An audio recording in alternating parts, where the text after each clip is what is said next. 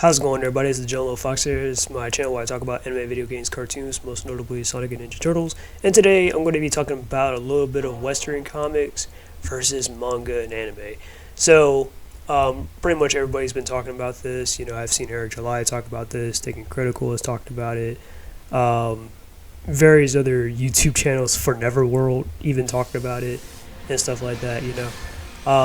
So I've seen various other channels kind of give their opinion or give their take of as to why Jim Lee had recently came out and has said that pretty much manga is officially doing way better than American comic books, and he's trying to figure out the answer as to why that's the case. So I'm gonna definitely give you my answer here, of course. So let's get right into it. So, in case you don't know who Jim Lee is a famous comic book artist and the current president of DC Comics. Pretty much, I learned of him a few years ago through YouTube tutorials and stuff after watching him do drawings and stuff like that.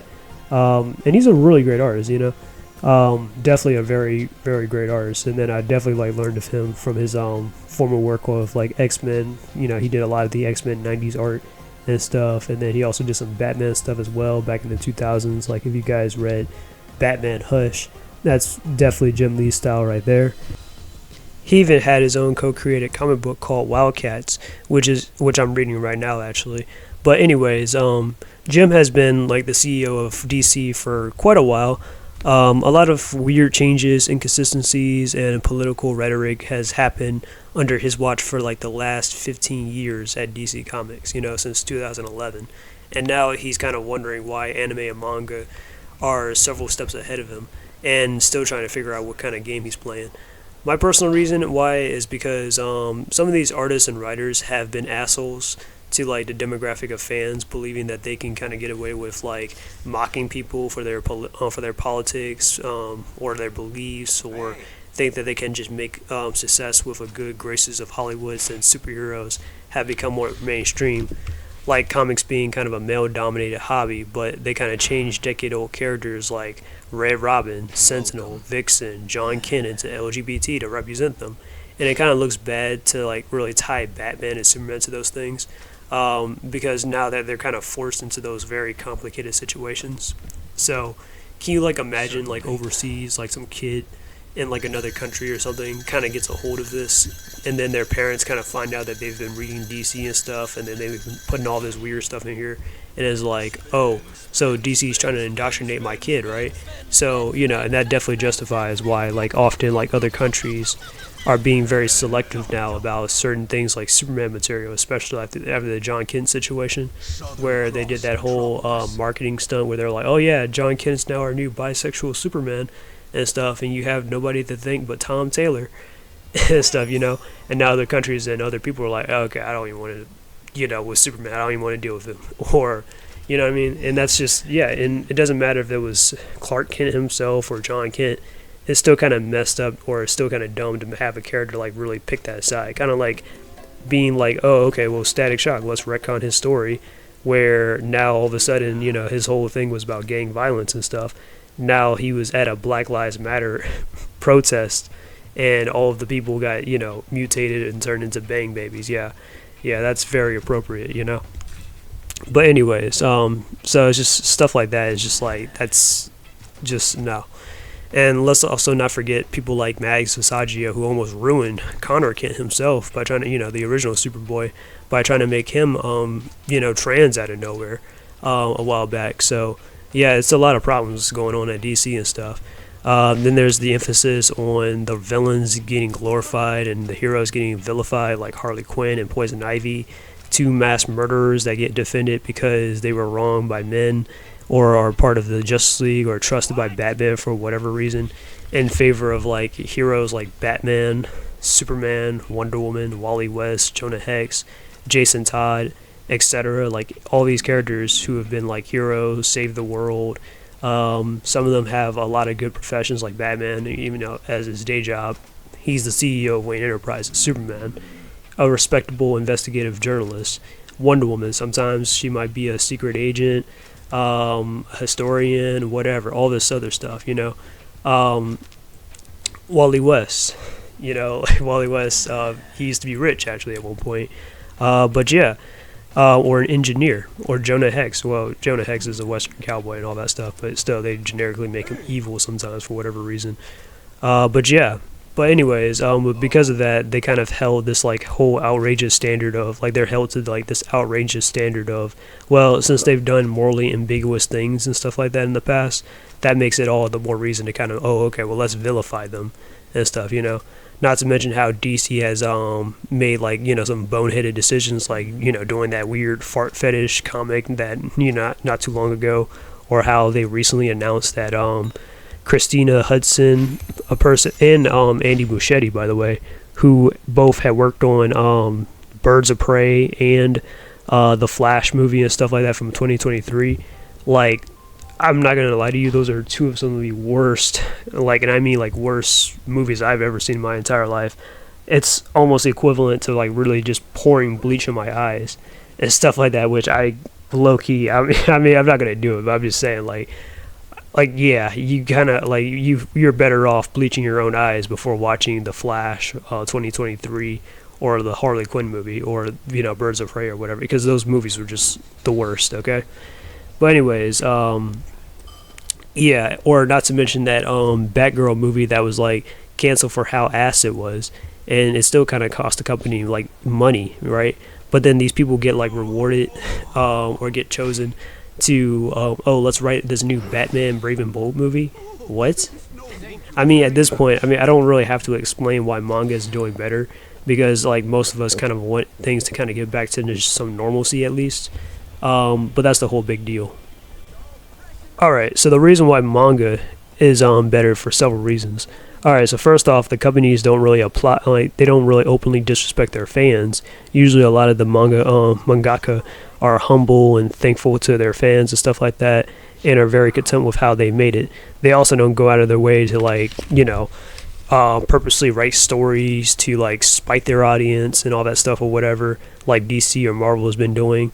They also don't shoehorn in real world politics into stories in hopes of like influencing the youth, which realistically that won't make it past a competent editor. And while yes, a lot of mangas like Naruto, One Piece, Fullmetal Alchemist, Mobile Suit Gundam, Attack on Titan, and so on have politics within their worlds, it's mostly just allegories, not actual propaganda to be like, oh, I want you to support my side of the political aisle. What? But anyways, so one of the reasons that some are kind of saying that manga is doing better is because of things like, well, it having a beginning, middle, and an end. The anime counterparts reflect each other, or it's easy to kind of get into it. And while that's true to an extent, a lot of it is due to hiring nobodies who write these characters to kind of fit their standards. And DC has tried this with, like, you know, their YA novels and stuff like I Am Not Starfire, Nubia Real 1 or Nubia 2 Real, or Gotham High, where the stories suck. The art is trash, and it's kind of done by people who don't even understand the characters to begin with. Granted, there are kind of other stories that some kind of overcomplicate, that they're like, oh, well, you know, I can't understand. Like, some people do overcomplicate it and just be like, well, I just don't get Batman, I just don't get Superman, I don't get even like this said character, insert character here. When, trust me, DC and Marvel have had plenty of comic books where you can, like, you know, go back and read like an origin kind of thing or a retelling. So think of stuff like Batman Year 1 or Batman Year 2 and stuff. Those are some comic books that if you want to understand Batman better, or like have like a backstory kind of thing, then you can read those. Or you can read John Burns' Man of Steel, or Superman Birthright or something, or you can read something like Robin Year 1. You know, those are like modernizations of the characters' origins or retellings. So it's, like I said, it's very easy to kind of get into those things, or just find recommendations on you know, and like, you know, story arcs and stuff like that, versus just, oh, well, let me start on issue 1 and then work my way up to issue 1000. I mean, if you're willing to do all that, then, I mean, you do you, but I'm just saying there are easier ways of just doing, like, of, you know, understanding the characters better that way. Whereas, you know, a lot of us manga fans, we kind of do like to, like, go to, like, volume 1 and then work our ways up. Although we can sometimes jump in, but I know we'll sometimes feel inclined to go all the way back, but, you know, you can just, to me personally, I think you can do that with almost any story. But that's the thing about comics in general, is because, like any other book, you know, we hope to gain knowledge. We as manga fans start by watching like an anime most of the time, then we want to like learn more. So, and we also want to physically own our, like, our stuff too. So we buy the books. And it's the same thing with comics. However, the books are kind of much more shorter and they cost half as much compared to like a manga volume nowadays. And nothing of importance really happens despite being released between like a monthly to a bi-weekly basis. That's why I feel like more drawn to like manga anyways, because it, like, it was different from like what we were kind of, used to getting. Like, yeah, I mean, superheroes and cool, like, it was cool and stuff, but like when I was a kid and I got into like anime and stuff, I was watching anime on TV, like, of course, 4Kids or Toonami on Cartoon Network, or when I was a little bit more older and stuff, like, still like between like maybe an adolescent to like maybe preteen, I was going to, like, my mom was taking me to the library and stuff, and I got more into, like, I got interested in some of the manga and stuff like that was there, like Pokemon.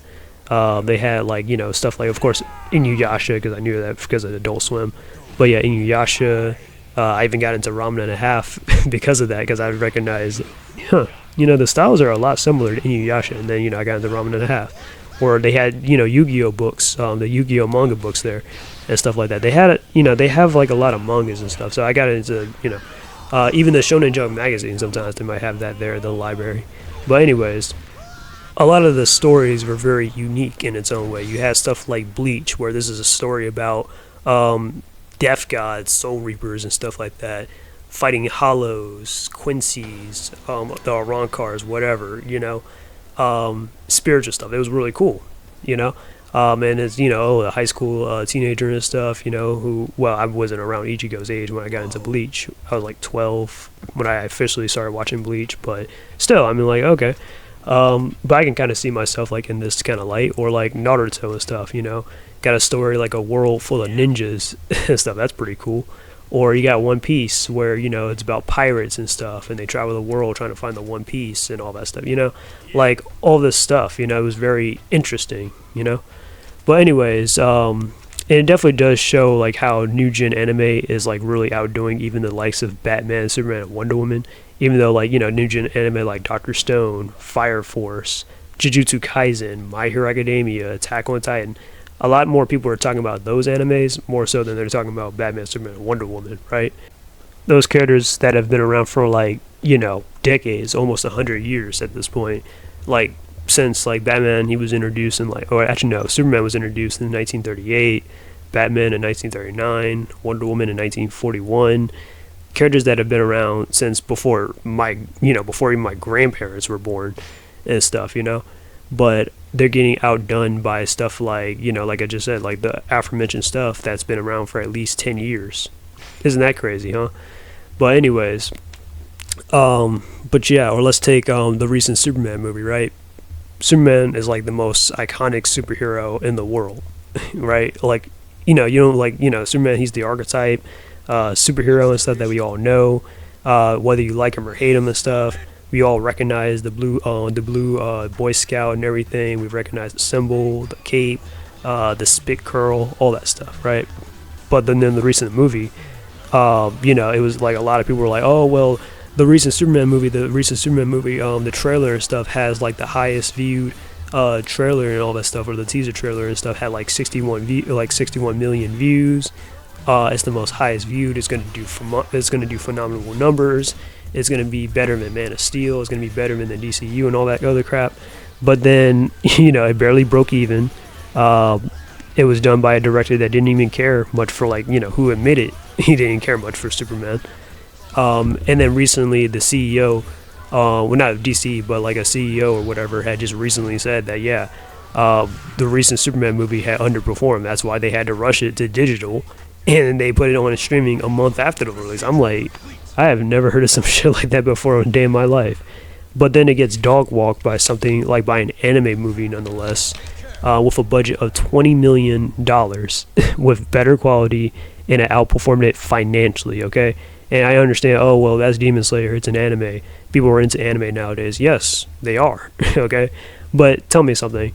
Demon Slayer has a budget of $20 million, and they were still able to make like $600 million or whatever they made, just as much as Superman, with just that, like like what they had, That's how you use resources and stuff. But they overspent like $400 million on the Superman movie, and only made 600 million back. I mean, do the math here. I'm like, you're not making a lot of money back. You're mostly just paying off, like, the movie and stuff like that, or like the budget that you kind of spent. So you're not, it's not a very profitable movie then. And then you also got people that are saying that it's mostly like, oh, it's an adaptation type of problem and stuff. But I feel like the elephant in the room is, what I kind of like the latter, where, it's mostly the writers and the artists that are alienating their own audience in the first place. But let's get into that real quick. The thing is with American comics and stuff, or with cartoons and stuff over here, Western cartoons, is that like, okay, but we can still get into like American comic books, and they don't have to be like completely like one to one with the Western, comic books itself, or even the movies and stuff. The movies were good at one point, and they weren't completely like the comics. It was kind of its own thing, or it was able to like it was supposed to get us invested into the stuff like the earlier X-Men movies and stuff, the Fox X-Men movies, or the Spider-Man movies and stuff. Wasn't completely like all that stuff wasn't one to one, but it was able to get us invested into those characters. The cartoons and stuff weren't completely one to one, but it still got us again interested in those characters and stuff. You know what I'm saying? But yeah, even currently, like right now, like with Invincible and stuff, I think the reason why people were like, getting into Invincible and stuff is because we didn't know about that character and stuff, even though he's been around since 2003. But we're like, oh, okay, let us check out the comics and stuff now because we want to know more about this character because he's interesting and stuff, Or it's the same thing with like Miles Morales with Across the or Into the Spider-Verse and stuff. People are now interested in the character because of the movie, or X-Men 97 and stuff. People are going back and getting interested in X-Men because of X-Men 97. So, yeah, it's a lot.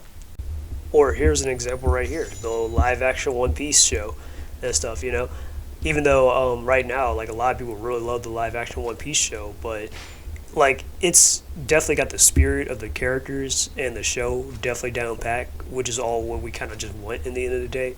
But it's by no means completely like accurate to like to the actual show itself, where certain things was changed around, like certain characters might have died, or how originally like Captain Smoker was the one that was chasing down the Straw Hats at the beginning of like the whole Grand Line stuff or whatever, Alabasta, and then they kind of changed it to actually be Garp and stuff instead of Luffy's grandpa and all that. That's not that's not in the manga, or that's not in the anime. But I can still get into it because I like, they got the looks down for the characters and everything, and they got the personality right. Like, yeah, that's kind of what we want to see from, adaptions and stuff. But anyways, but I'm just trying to say, though, but back in the day, though, we had shows like Justice League Unlimited that had promoted characters like The Flash, Question, Green Arrow, Supergirl, Vixen, Huntress, Black Canary, Captain Marvel, or Captain Atom. Or you had things like Smallville, or you had things like, I don't know, Batman Brave and the Bold, where they had plenty of other superheroes show up. Or they had like an episode of like Spotlight and stuff, or a few episodes of Spotlight and stuff, where we actually learned a little bit about them and stuff. And then that's where like, the comics kind of come in and stuff, where that's the best way to learn more about those characters or to follow them and stuff, or how we got invested into them, So that's what I'm saying, like with DC is like they're kind of desperate right now to the point where they're just doing this whole DC all-in comics and stuff, or they're doing shock value stuff with the Absolute Universe, which I'm not shitting on the Absolute Universe. A lot of people are definitely enjoying it and stuff like that, especially Absolute Batman and stuff. A lot of people are like, oh my god. But that's what I'm saying with the shock value stuff, or they're doing this whole DC KO event and stuff like that, where it's like a tournament where all the DC characters are like fighting each other in these matchups or whatever. Tell me that's not a gimmick. Or the Static Shock and Batman Beyond crossover, which I mean, hey, I ain't gonna lie, I was kind of a little bit interested in that. But when I picked it up, I didn't buy it, and I'm not saying that it's good or bad, but I just bought it. Like I just I skimmed through it, and it just didn't look interesting to me. It's just like, oh well, Terry and Virgil Hawkins, like Terry McGinnis and Virgil Hawkins, got two other things going on and stuff, but nothing like, oh, is happening. Like, are they not teaming up to like fight a super villain or something? Are they gonna fight one of Static's villains? Are they gonna fight one of Terry McGinnis's villains? Like, what's happening here? Nope. Just I see some Justice League stuff in the background, their day-to-day lives, and I barely see Virgil and like Terry interact, which that's kind of what we want to see more of than just yeah, I don't know. But so I'm not even sure if this comic book run is going to last that long, especially not compared to something like Batman and Superman, where they had a team up book, or the Trinity or something. But overall, what I'm trying to say is that DC is like in a hole right now that it's in is because of Jim Lee. He's been enabling these writers and these artists to write characters as either LGBT icons, feminists, a sock puppet, trying to appease an imaginary audience that sing their praises online, but they don't actually show up to like really buy the books on themselves, or sending death threats, or celebrating someone's death a couple of months ago, or putting a lot of degenerate things in their stories. And this is just like, and this is just DC. I mean, while Marvel and Image have just as much problems. And before anyone tries to be all like, well, or say Jim Lee is like, he's a good artist and stuff, he's got plenty of, there's plenty of manga artists out there that are just as good as him, if not better than him. I mean, there's people like Hirohiko Araki, Go Nagai, Ircha Oda, Hiro Mishima, Kasasuke Itagaki, Kentaro Miura, Tetsuhara, Kenzuki Takahashi, like all those artists that I just named are very detailed in their work, and probably just as good as Jim Lee, honestly, and probably a lot more punctual too, because I heard Jim Lee, sometimes he's very late on his books and stuff like that, and some of the stuff is like, even though his artwork turns out really great, but a lot of his books and stuff turn out to be like get canceled or whatever and stuff like that, like the All-Star Batman and Robin, even though that story was trash, but it got canceled because Jim Lee just never finished. But now he's doing Hush 2, and Jim Lee's really, he's drawing Hush 2 and stuff like that, and Hush 2 isn't, it's not doing good. I mean, I haven't heard anyone say anything good about it. I've mostly heard a lot of negative reviews. So yeah, a lot of that stuff is going on. So look, I'm not saying that I don't want like Western comics to to not be good at all, and stuff, because I will always favor anime and manga over I will favor Western comics. But as my pride as an American, what I'm trying to say is you can have good stories and stuff, or Americans over here, we can create good stories, and to the point where it shouldn't be like completely one-sided compared to like the East, compared to like anime and manga, where it's like, oh, we're really behind compared to anime and manga, you know what I'm saying? But anyway, that's all I wanted to say here for this video. Those are my reasons as to why pretty much anime and manga is outperforming the Western comics in general. I'm mostly using DC examples. I haven't even scratched the surface of stuff like Marvel or anything, or Image Comics and stuff, but that's just to paint a little bit of a picture right there on that canvas. But anyways, tell me down below what you guys think. This is the John Lowe Fox. I'm out. Peace, and until we meet again.